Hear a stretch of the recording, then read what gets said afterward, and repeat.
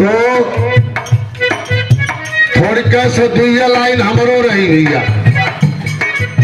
अरे बाबा साहब लिख के गईल संविधान वाला,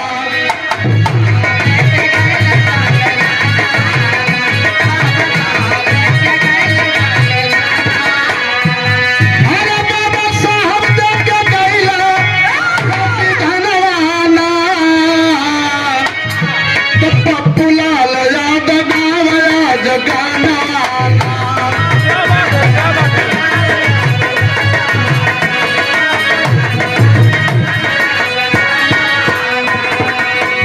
बोधिसत्व बाबा साहब बी आर अम्बेडकर जी नहीं होते तो हमारे सूबेदार सने ही भैया आज यह अवसर नहीं मिलता कि यहाँ बैठ करके हमारे भैया लोग बलिया से चल करके हमारे बड़े भाई बड़े ही अच्छे कलाकार हैं वो अभी नहीं आ पाते। इसलिए देश आजाद हुआ, हमें आजादी मिली, मैं सत नमन करता हूँ। अरे देख के गई अधिकार,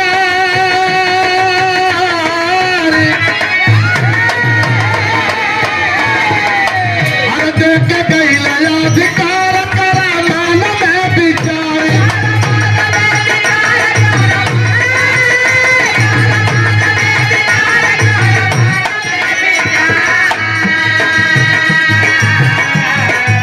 अरे कर मन में विचार, कर मन में विचार, अरे देश के खातिर बदल अपना ललाना।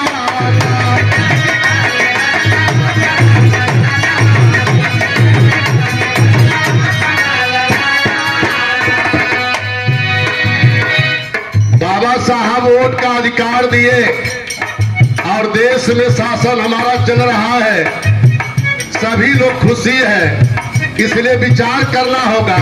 अरे जागा देश के निवासी भारत भाई,